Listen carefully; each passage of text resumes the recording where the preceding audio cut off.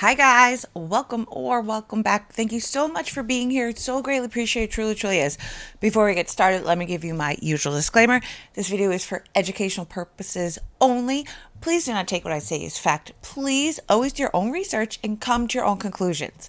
Next, if you have not liked, subscribed, or commented yet, please consider doing so. It really helps me out and I really appreciate it. Okay, before we get started, let me give you a major trigger warning. This story heavily discusses the topic of child abuse, and a lot of the information is extremely difficult to listen to. So please take that into consideration before deciding to move forward. But if you decided to stay, let's just get started. Okay, so to somewhat understand why this horrific crime was committed to begin with, we have to first go way back to the beginning. Angela Darlene McNulty. She was born Angela Darlene Fusi on October 2nd, 1968, to parents Nancy and Jerry. She was one of 5 siblings. She had 2 older brothers, Mike and Charlie, and 2 younger brothers, George and Jerry. So she was pretty much smack dab right in the middle. Angela was raised in Sacramento, California. Her mother gave birth to her first child when she was just 15 years old and gave birth to her 5th child at the age of 22. Not long after having her 5th baby, Jerry and Nancy would decide to separate. Nancy and her 5 children, who were aged 18 months to 7 years old at the time, got an apartment with 2 roommates, Rita and Donna. Angela was Nancy's only girl, and she was the apple of her mother's eye. July 21st, 1973. 23-year-old Nancy and her 2 roommates decided to go out for the evening at a place called Plumber's Hall in East Sacramento, California. The following morning at approximately 6:30, the body of Nancy Fusi was discovered by a fisherman along Pleasant Grove Road and Steelhead Creek. Nancy was wearing a miniskirt, bikini-style briefs, and a blouse. She had been stabbed 29 times in the stomach, chest, and arms. The attack appeared to be sexually motivated, and Nancy had engaged in sexual activities just hours before her death. However, it's never really been confirmed who she had sex with and whether or not the sex was consensual. Nancy was last seen alive about 3.5 hours before her death at 43rd and 11th Avenue, which is about 2 miles southwest of Plumber's Hall, where Nancy had been dancing that night with her 2 roommates. Because there was such a lack of blood at the scene, tire marks, and shoe prints, it was determined that Nancy was killed somewhere else and then transported to the spot where she was later discovered. Nancy's case would actually go cold for 4 decades. Then in 2021, the family of victim Holly Ann Campaglia, a beautiful young girl who was R-worded and murdered in a cornfield, pushed for their daughter's case to be reopened. And through advances in DNA technology, the murders of 23-year-old Nancy Fusi, 20-year-old Holly Ann Campaglia, 13-year-old Terry Pata, who was last seen leaving Rio Linda High School on January 21st, 1975, was found 9 days later by a man who was out collecting aluminum cans. Her body was stuffed inside a pipe in a drainage ditch. Her throat had been, and she was stabbed 27 times in the face, back, and abdomen. 11-year-old Stephanie Black went missing from Rio Linda bus stop on October 24th, 1974, while she was walking home from school.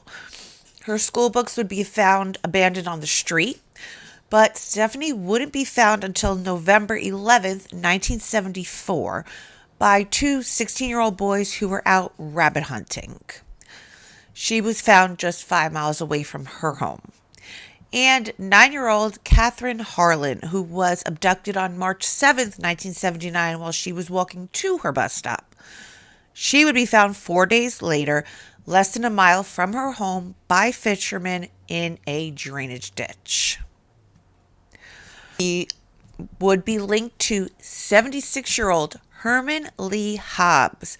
Hobbs thankfully wasn't hard to find since he was already serving time for the R word of a 15-year-old girl in Yuba County. After the death of her mother, Angela and her 4 brothers were sent to live with their father. But Jerry Fusi was anything but a loving father and very far from Father of the Year. He physically, mentally, and emotionally abuse all 5 of his children, with the primary focus being on the boys. Angela's brothers were not allowed to get any sort of food that was in the home. The only thing that the boys were allowed to have was water. If Jerry did decide to feed the children, they only got very small portions of food. While Jerry and his wife at the time would eat amazingly delicious meals right in front of the starving children, forcing them to watch. Jerry was a mechanic, and it would later come out that he would use tools that mechanics typically have on hand to beat the children. After Angela graduated from high school, she found herself abusing various substances while traveling around with carnival workers. Sometime in the early 1990s, she would meet a man by the name of Anthony Maples. The couple would go on to have 3 children together: a son they named Brandon, a son named Anthony Maples Jr., and a little girl who was born on August 9th, 1993, that the couple would name Jeanette Marie Maples.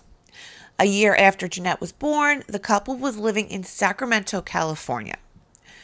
This was also when the couple would lose all 3 of their children to the state because of their repeated physical abuse, addiction to drugs, and neglect of their children.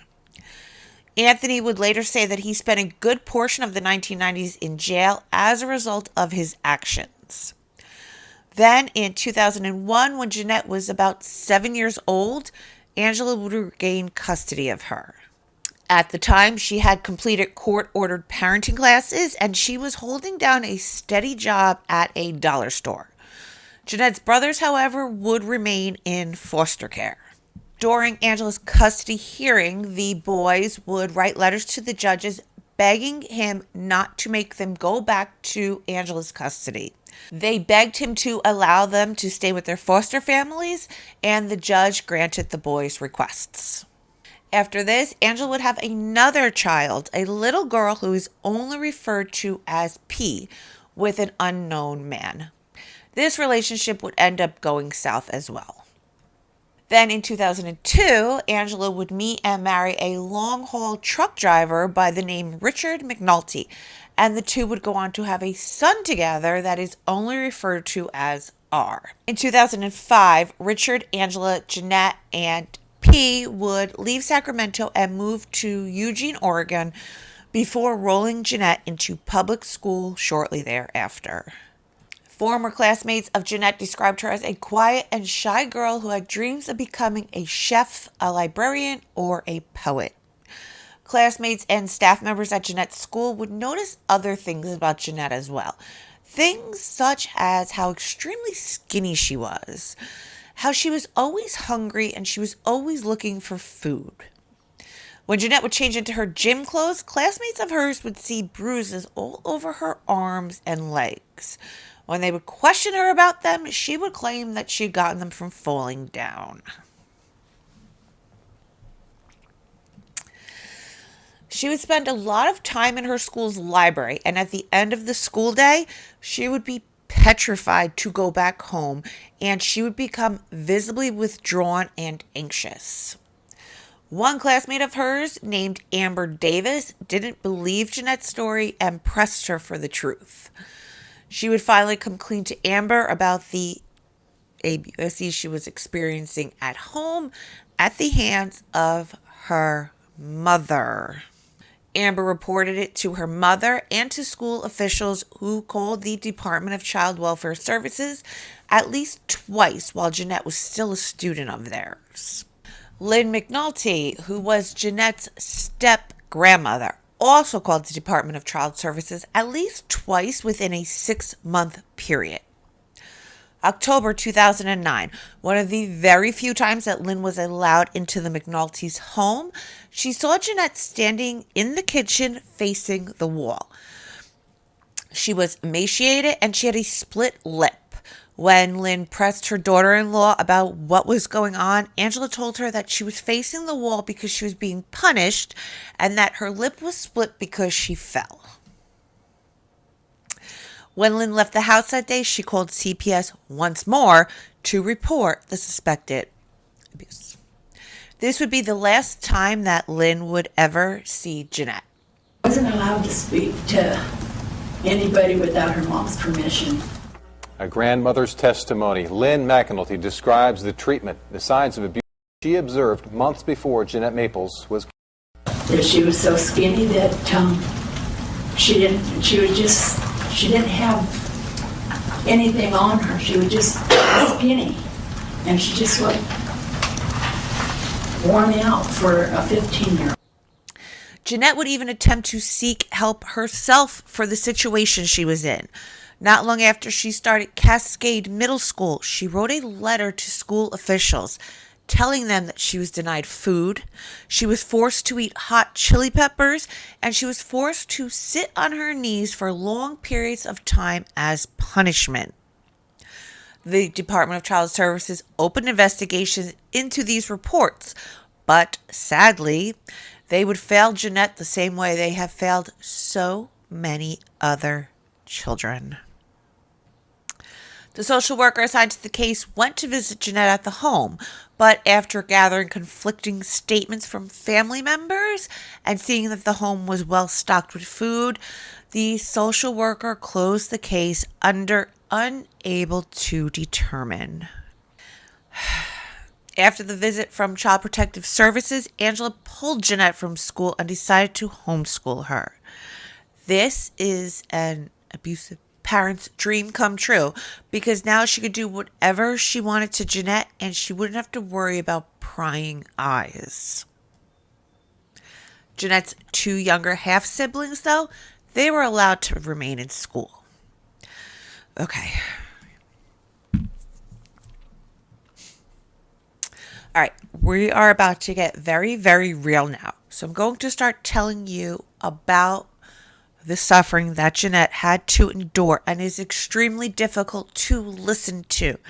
So please take that into consideration before you decide to move forward.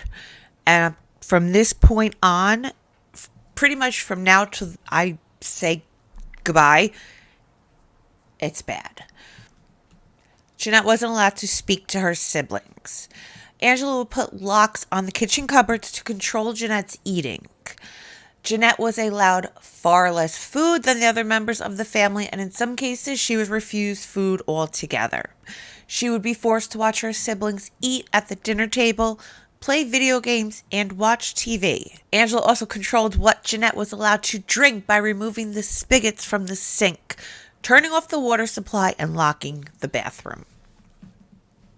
Jeanette had to have permission to use the bathroom, and if Angela denied her access, she would be forced to soil herself and lay in it. Jeanette would sometimes be so desperate for water that she would drink from the dog's bowl or even the toilet bowl. She was forced to eat the red hot chili peppers, sit on her knees, stand or kneel in a corner holding heavy objects above her head for long periods of time. She was punched, slapped, scratched, and kicked. She had cuts and bruises all over her body, and on a few occasions, she had some of her teeth knocked out. Angela would repeatedly whip Jeanette's bare back, bottom, and legs with belts and sticks, causing lacerations that would bleed. She had open wounds that were so deep that one of them even exposed her hip bones. She was isolated to a single room, and Angela would turn on the vacuum to drown out the screams from her beatings. The only possession that Jeanette owned was a piece of cardboard that she used as a bed. Angela would put iodine on the wounds and bandage them, refusing to seek medical or dental assistance for Jeanette.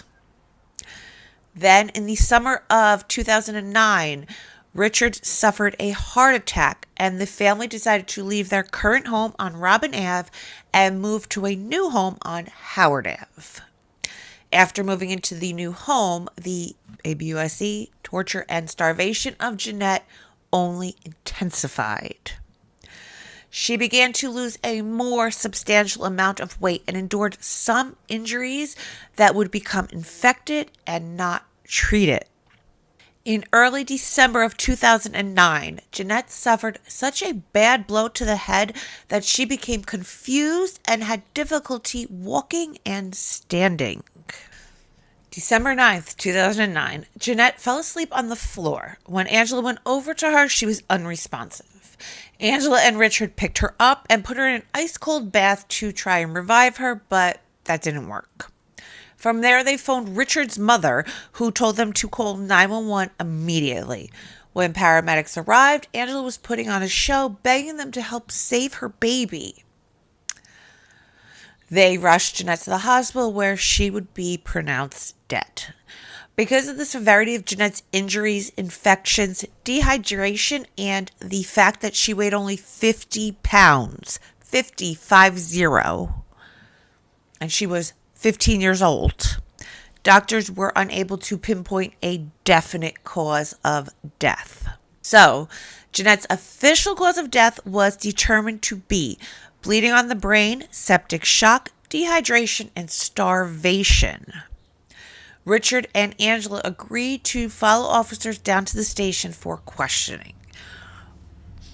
But before leaving the hospital, the two decided to put the blame on Richard, with the assumption that the courts would go much easier on him because he had a heart condition.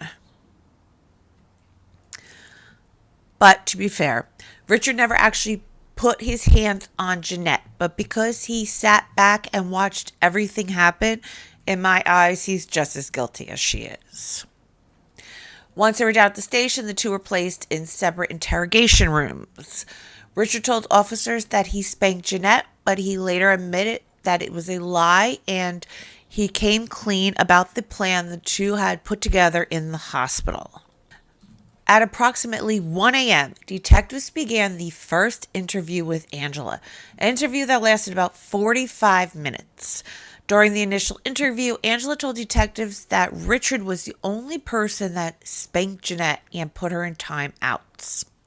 When questioned about the numerous injuries on Jeanette's body, Angela said that they were a result of Jeanette's clumsiness and picking at her scabs. When pressed about Jeanette's extremely low weight, Angela told detectives numerous stories, but ultimately left it at Jeanette ate a lot.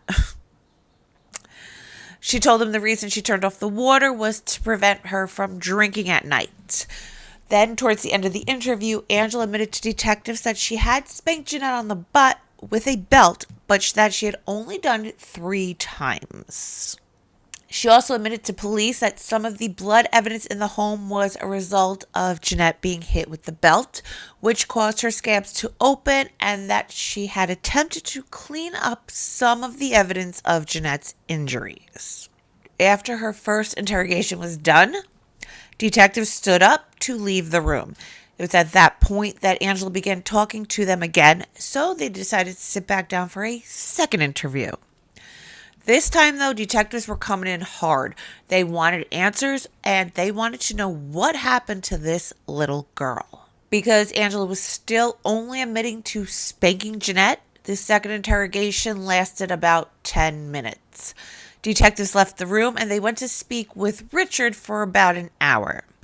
During Richard's interrogation, he told detectives everything they needed to know. He admitted to being a silent accomplice, and he made Angela's story completely unravel. Third interrogation of Angela occurred after officers decided to place her under arrest.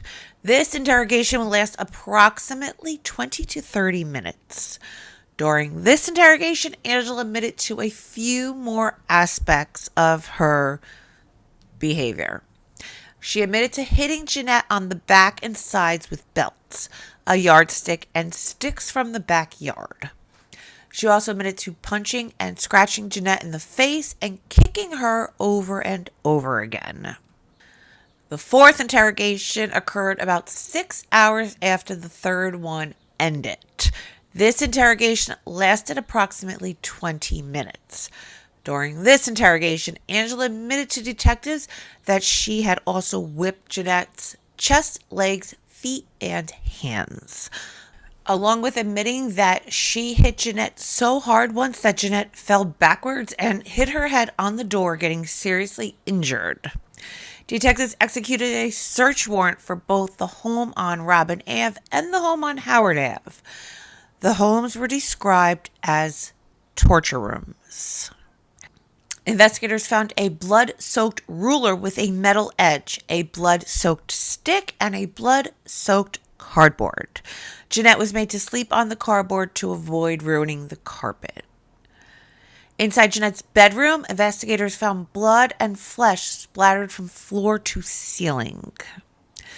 December 9th, 2009, social worker Nicole Brown sat down with Jeanette's half-sister, who was 12 years old at the time. She noted that when she asked the child if she could inspect her arms and legs, the child became very nervous and started shaking. Brown noted that she had several scars up and down her arms, legs, and lower back, writing that they were narrow and faint but very numerous.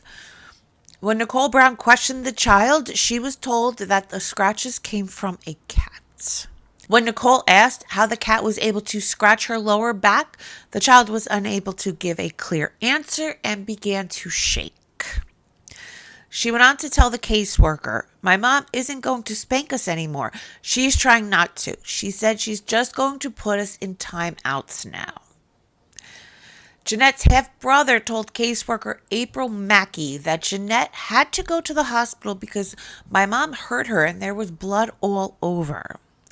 He then picked up his SpongeBob SquarePants doll and began swinging at it continuously, saying, "She hits hard, and I mean hard."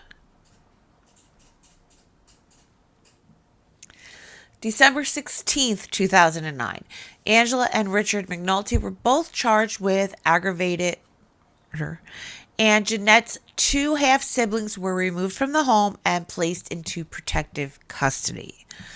During her mother's trial, Jeanette's sister testified that her mother would force her and her brother to collect their dog's feces from the backyard so that she could smear it in Jeanette's face.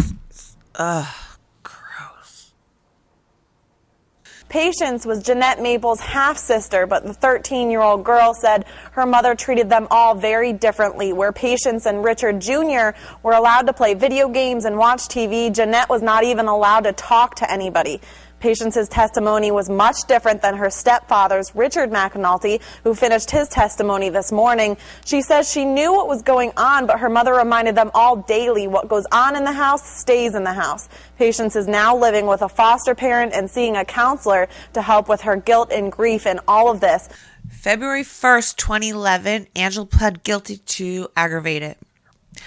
February 24th, 2011, Angela McNulty was sentenced to death, as she should be. The first witness, the first firefighter on scene.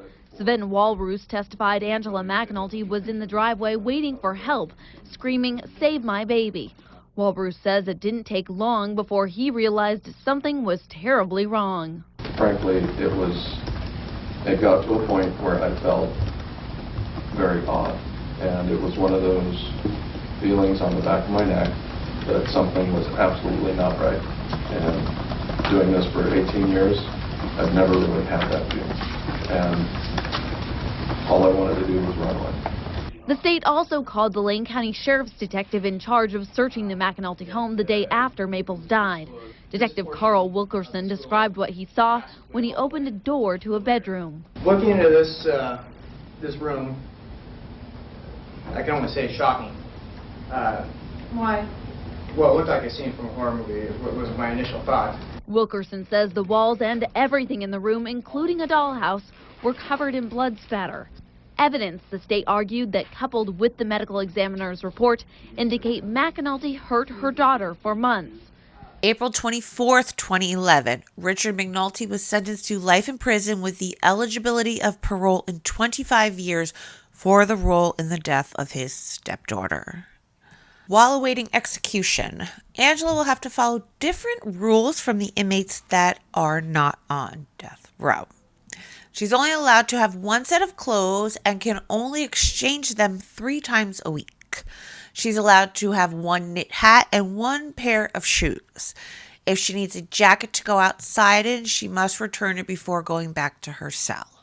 She eats her meals alone in her cell, and the only thing that she's allowed to keep before returning her food tray is one piece of fruit. She has access to the prison canteen, but only to buy small items. She is allowed to use a payphone, and she's allowed to exercise 40 minutes a day indoors, but those 40 minutes also include her shower time. She can also exercise outside 5 days a week, and she is allowed to talk to other inmates through the fence. She is exempt from the state law that requires inmates to work 40 hours a week. She can, however, get a small prison job to earn some money and practice social behavior. The biological father of Jeanette sued the state of Oregon for failing to protect his daughter and remove her from the home after all of the reports of ABUSC were made. The state agreed to pay $1.5 million to the state of Jeanette Maples. Because Angela is exempt from receiving any of the funds, Anthony Maples, being her sole heir, will receive the majority of the money. In an interview, Maples would explain that he went after the state because they failed to take care of his child, even though he also failed to take care of his child when he was given the chance. He was released from prison just before his daughter's death and was working at a concrete plant at the time of this interview. He admitted that he hadn't seen Jeanette since she left Sacramento with her mother and sister to move to Oregon, going on to say that the last movie they went to see together was Atlantis: The Lost Empire, which came out on June 3rd, 2001, 8 years before Jeanette's death. So, not exactly Father of the Year. August 31st, 2011, Jeanette's half-sister, who was 14 years old at the time, wrote a letter to the judge asking for permission to remain with the foster family she had been with for the last 13 months. And the judge very graciously granted this request for her. Jeanette's younger brother, who was 8 years old at the time, was with a different foster family awaiting adoption. So we can only wish them the best and hope that they can have the most normal life possible, considering everything that they've gone through so far. All right, guys, if you're still here, thank you, thank you, thank you. I love you, and I appreciate you so, so, so very much. Please leave me a like and a comment. It really helps me out. Really could use it. Please subscribe if you haven't yet and you feel so inclined to. And until next time, stay safe out there.